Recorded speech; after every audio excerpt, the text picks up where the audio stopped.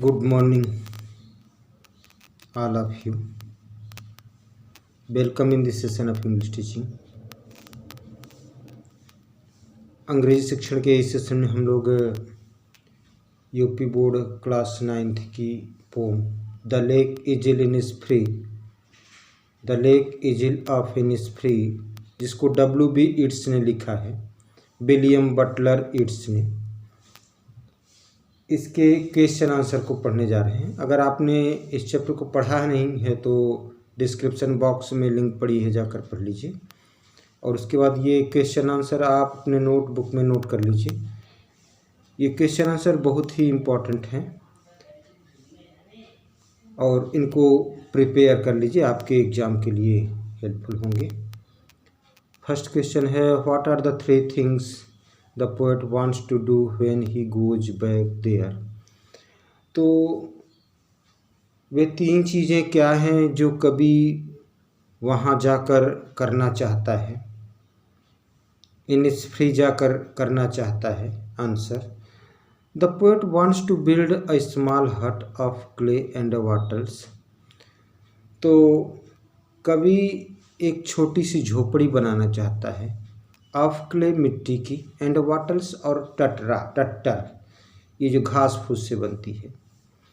He will have a 9 bean rows, और वह सेम के 9 पंक्तियाँ उगाएगा, यानी कुछ सेम उगाएगा।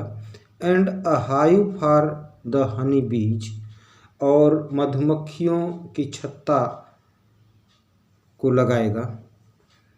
सेकेंड क्वेश्चन है, what does the poet hear and see there. तो कभी क्या सुनता है और वहाँ क्या देखता है, कभी वहाँ क्या सुनता और क्या देखता है। Answer, the poet hears peace coming dropping. तो कभी शांति को गिरते हुए सुनता है। And the singing of cricket, और क्रिकेट एक झींगुर होता है, आपने पोएम पढ़ा होगा तो देखा होगा। तो झींगुर के गीत को सुनता है। He sees the shine of midnight, midnight means अर्धरात्रि, तो वह अर्धरात्रि की चमक को, चांदनी को, प्रकाश को देखता है। And a purple glow at noon, और दोपहर के समय पर्पल ग्लो देखता है, मंद प्रकाश देखता है। थर्ड क्वेश्चन है, what does the poet hear in the stanza third. तो तीसरे स्टेंजा में कभी क्या सुनता है। Answer, the poet hears the lake water lapping the shore with low sounds on the shore. तो कभी धीमी धीमी मंद गति वाले आवाज़ में, शोर में समुद्र के किनारे, पानी के छपछपाहट, छपाछप की आवाज़ को सुनता है। लैपिंग में से छपछपाना, पानी का गिरना, झाएँ झाएँ गिरना। फोर्थ क्वेश्चन है, do you think Innisfree is only a place. क्या आप समझते हो कि इनिस्फ्री केवल एक स्थान है, और अ स्टेट ऑफ माइंड, या मन की उपज है, मन की अवस्था है। Answer, the natural beauty of Innisfree is not the creation of the poet's imagination. ये प्राकृतिक जो सौंदर्य है, इनिस्फ्री के प्राकृतिक सौंदर्य, is not the creation of the poet's imagination, यह कवि की मन की कल्पना नहीं है। It is a real place, यह एक वास्तविक स्थान है। That gives solace, solace means comfort, शांति, आराम, सांत्वना। तो that gives solace to his souls, जो उसके आत्मा को सोलैस प्रदान करता है। The poet wants to live there, कभी वहाँ रहना चाहता है। He misses it a lot, वह इसे बहुत मिस करता है। इस इनिस्फ्री की बहुत याद आती है कवि को। आइए नेक्स्ट देखें।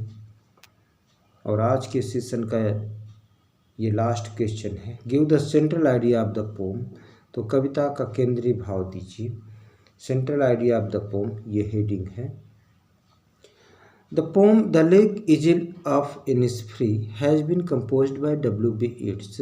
तो कविता the lake of isle Innisfree W.B. Yeats William Butler Yeats द्वारा रचित है। The poet is standing on the grey pavement of the road. तो कवि सड़क के एक भूरे पगडंडी पर खड़ा हुआ है। पेवमेंट्स मीन्स पगडंडी, footpath, roads for the pedestrians. He wants to see, वह देखना चाहता है क्या, the natural scene of the lake isles of Innisfree. तो इनिसफ्री द्वीप के प्राकृतिक दृश्य को देखना चाहता है। He wants to go there, वह वहाँ जाना चाहता है। He wants to enjoy the peaceful surroundings of the nature, वह प्रकृति के शांतिपूर्ण वातावरण का आनंद लेना चाहता है। He does not want to live in the city, वह शहर में नहीं रहना चाहता है। He has fed up with the city life, वह शहर के जीवन से ऊब चुका है, तंग आ चुका है। प्रिय छात्रों, ये था आपका क्वेश्चन आंसर। आग्रह है कि आप इसे नोटबुक में नोट कर लीजिए और तैयार कर लीजिए। Thanks for watching me.